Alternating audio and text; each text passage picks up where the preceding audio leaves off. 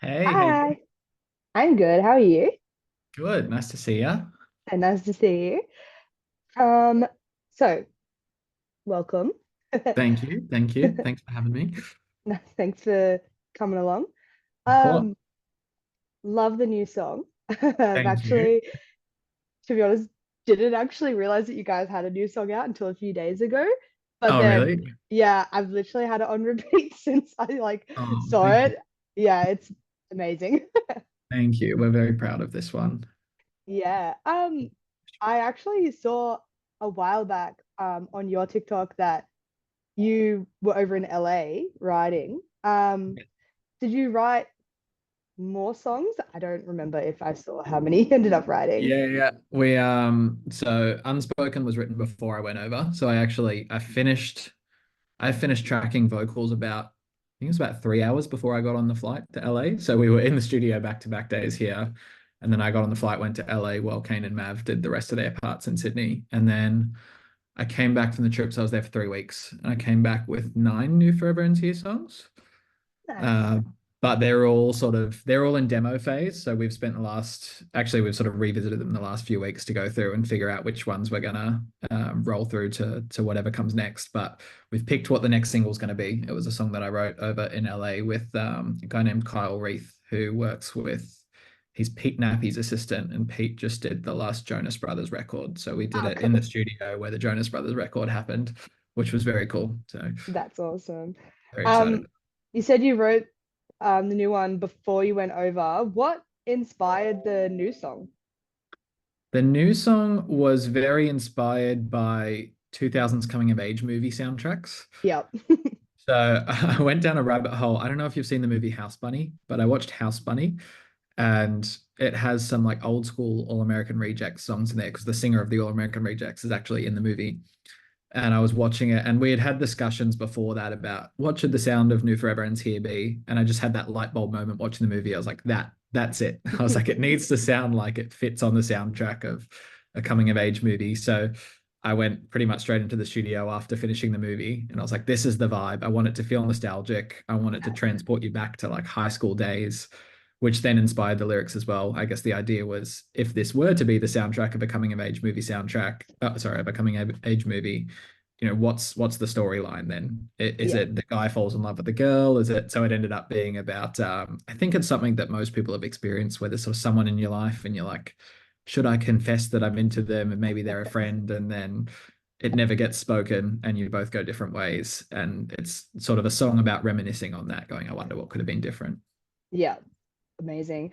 With your new songs, are there many songs that are like have set stories, or are they about like your experiences, or what have you guys got coming? Yeah, it's a little bit of everything. I mean, that's what I find so fun about co-writing and something I find really enjoyable about just meeting new people in LA is that, you end up deep diving behind, what have you been up to in your life and what led Yeah. you to where you are now. So it's all these stories that might feel old to me, but they're fresh to the people that I'm working with. And they're like, hey, there's actually something really cool in there. So I think a lot of it is yeah, reminiscent of the old days. There's a few sort of darker songs on there. I think I went through a rough patch in the hiatus of Forever Ends Here, sort of coming down from the attention of it and trying to figure out who I was as a person outside of Forever Ends Yeah. Here. And it's the first chance that I've got to really write about that and let it out in songs. Yeah. So there's definitely a darker side to some of the songs that are coming, but it's sort of mixed in with some fun nostalgia. So it's the best of both worlds. That's amazing. So obviously you guys have been around for what feels like forever. You had a bit of a break. But what I wanted to touch on was how do you feel like in now in 2024, like social media influences are like how bands influence is different now compared to back when you guys were like So different. before. Yeah, what do you like think is your main way of sharing new content now compared to in 2010s? And would you have any like tips for aspiring musicians with like using social media effectively now? I mean, the hardest thing is the social media part becomes a full-time job in Yeah. itself. I think it's sort of shifted where back in the day you would just play shows to get yourself out there. And, Yeah. we grew up in the Sydney music scene where we had venues like the Annandale Hotel that would run shows every single weekend where you'd have like 10 Yeah. bands on the lineup and they would sell out each time and people would just go to watch. So yeah, when we started, it was just get on stage. I think the first maybe 10 shows we played, we had only released one song and we were trying to fill a set of here's all the other new songs we have coming. Whereas nowadays it's the opposite. People release an album and then go, oh, maybe we should play this live. So it's Yeah. just a whole different world. But yeah, I've been testing the waters and trying to figure out what works as far as content goes. I Yeah. think it's just putting the time aside and finding reasons to enjoy it. It can feel like a chore, but I guess just that challenge of, okay, how do I make something fun? Or put yourself in the shoes of the consumer. What do I watch on social media? Yeah. Do I want to watch someone just go, hello, our new song is out, please listen to it? Or do I want to Yeah. watch someone break down how the song was created or, be a bit silly and Yeah. have some fun with it? So I guess we're just trying to bring our personality through. When you're not face to face with people at shows, it's nice to when all you can do is talk through a screen. It's like how do Yeah. we convey that personality and the fact that we do appreciate people still listening to us and how do we show Yeah. that? I think we're just trying to be raw with it. I guess that's what it comes down to. It's not an act that we're putting on. We're kind of just like, well, this is us and we do this because we love it and we appreciate it. Let's just show people who we are. Exactly. Talking about shows, do you guys have any plans for any more shows like coming up? I went to the tour last year and it was fantastic. But do Thank you have any plans for this year? Like maybe any festivals you might be playing at or any shows? Hopefully, I'm sure that's alluding to maybe playing good things, and I wish we were playing good things. I can confirm as of right now, we are not on the lineup of good things. But if you want to just drop them a line and say, hey, put friends here on this, Oh we're, yeah. we're not opposed to it. No, we're in it's an interesting point where we're at because I think coming back off the hiatus, we knew that we had a couple of headline tours in us that we could tap into the nostalgia and tap into the old fan base. And we always knew that we would then reach a point where we actually just have to build it up from scratch and reach new people. And I think the way to do that is by opening for other artists and jumping on their tours. And the hardest thing about that is it then becomes a waiting game. When we were Yeah. doing our own headline shows, we can book those for whenever we want and we control that. But yeah, we're sort of at the point now where we're just waiting for the right supports to come through. Yeah. I mean, we all have jobs outside of Forever Ends here, so we don't have the time we used to just be on the road all year. Yeah. So we do have to be a little bit pickier, I guess, with the opportunities we take. But nothing is locked in yet. There's a couple of tours we're talking about, and hopefully we will have shows soon. Amazing. Is there like a dream venue that you guys would want to play that you think you could play, or any bands that are like a dream to tour with? Yeah. Dream venue. I think the Hordern Pavilion in Sydney has always been top of my list.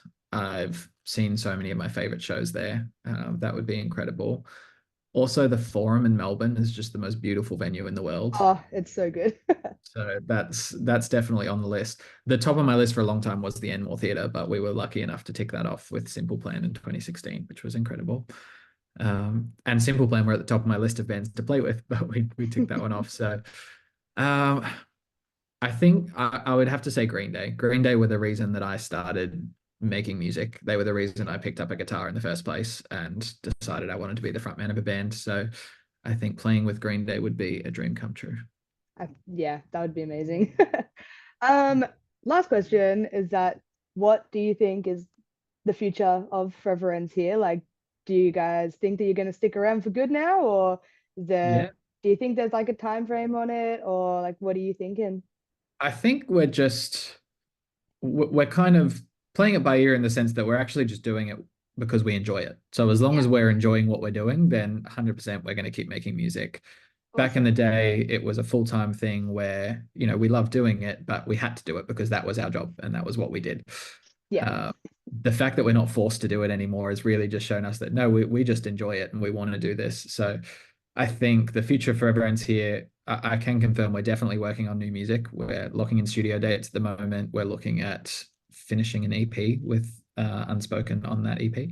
nice. Um, that's definitely in the works, and there will definitely be shows to promote that EP.